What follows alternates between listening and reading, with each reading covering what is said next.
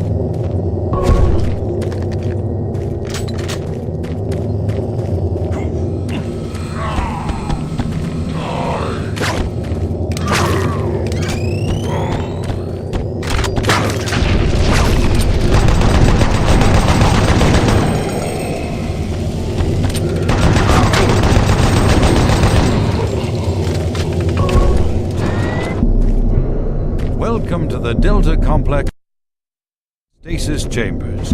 This facility was constructed to house and study the extra-dimensional beings, which were recovered during some of the first teleporter tests originating from Delta Level 3. While little is known about their native environment, the specimens appear to be carbon-based lifeforms with extremely high heat tolerances. The epidermal tissue is extremely resilient to abrasion or incision, which has complicated internal studies. Observational studies have shown incredible strength and agility, as well as the ability for some specimens to manifest and control cohesive plasma masses. The method by which these plasma masses are created is yet unknown. It is believed that the specimens possess a rudimentary intelligence and social structure, as was demonstrated during the first tragic expeditions through the portal. While the cost in human life has been great in acquiring these specimens, we hope to one day complete genomic mapping and begin to answer the many questions we have about these entities.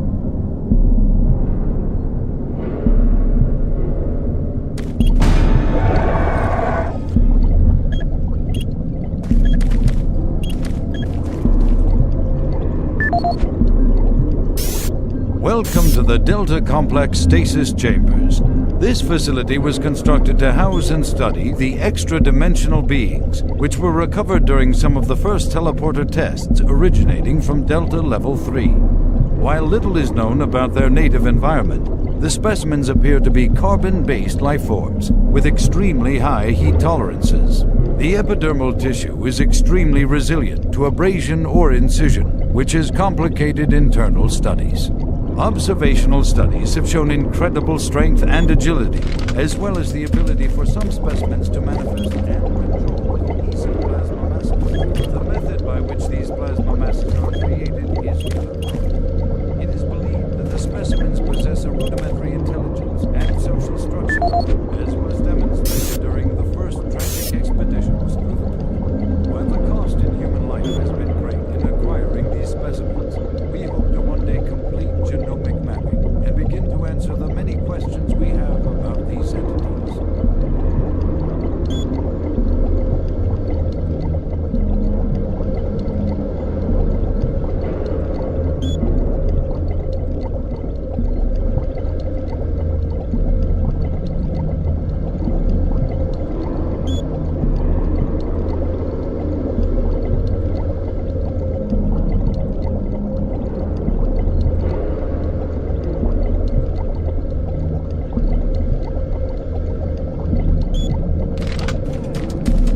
Welcome to the Delta Complex Stasis Chambers. This facility was constructed to house and study the extra-dimensional beings, which were recovered during some of the first teleporter tests. Hello? Is anyone there? Hello? Someone up there?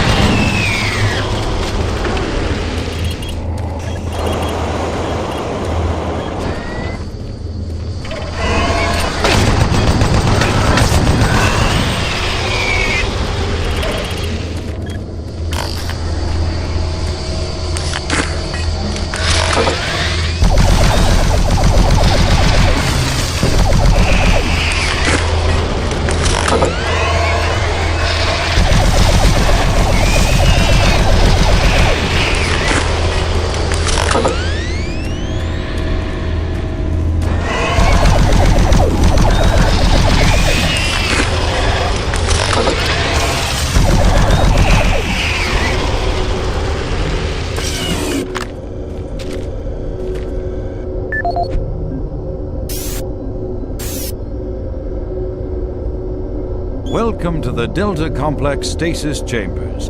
This facility was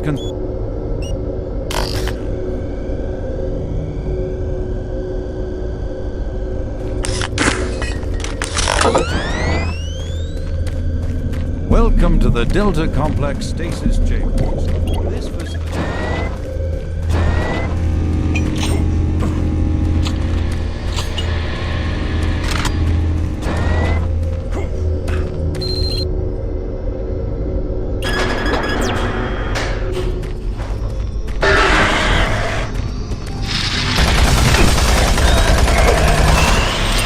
What you see before you is a relic codenamed U1, or simply Soul Cube.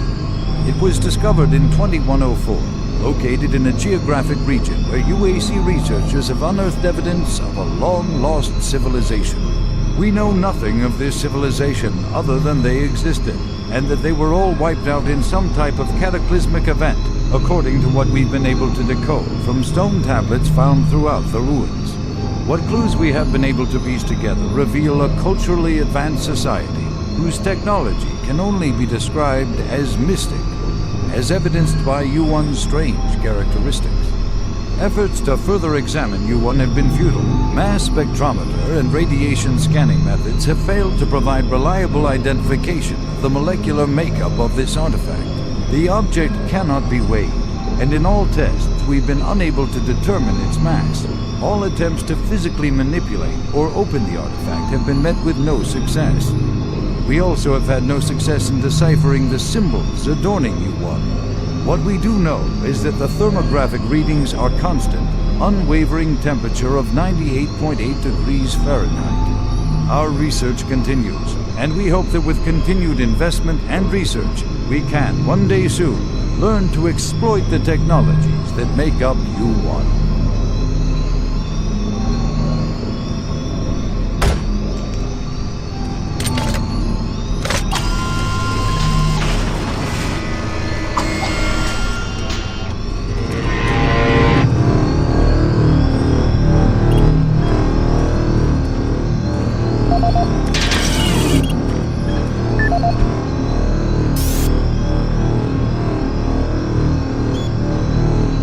This is the audio log of Research Director Larry Bowman, October 19th, 2145. I've been examining the glyphs on the cube-shaped artifact, which some are calling the Soul Cube, and combined with previous research data, it is my conclusion the device is some sort of weapon. If the power fluctuations would stop long enough for me to get the linguistic CPU online, then I am sure my theory would be verified. You know, I'll take this opportunity to lodge yet another complaint about the continual power problems. Living in this godforsaken base is bad enough without having to watch the lights flicker constantly. It's just... Well, never mind. Back to the task at hand. What I've deciphered so far is a bit, I must say, what you see before you is a relic when one has possession of the artifact, if one inflicts damage or possibly kills another being, it extracts power from that event somehow. Once a certain threshold has been reached, the artifact has the ability to kill anything you attack with it. How you attack with it, I'm frankly uncertain, indicating that the artifact is autonomous in some way. To date, I've only deciphered about 2/3, give or take, of the markings, but my initial glance at the rest of them indicates it harbors some far greater power. As you know, at this time we have not seen any reaction from the cube, and it has withstood any scanning, abrasion, or other test beyond picking it up and examining it. I suspect that just like the civilization that constructed it, its capabilities are diminished to the point of being useful only as a paperweight. End of log.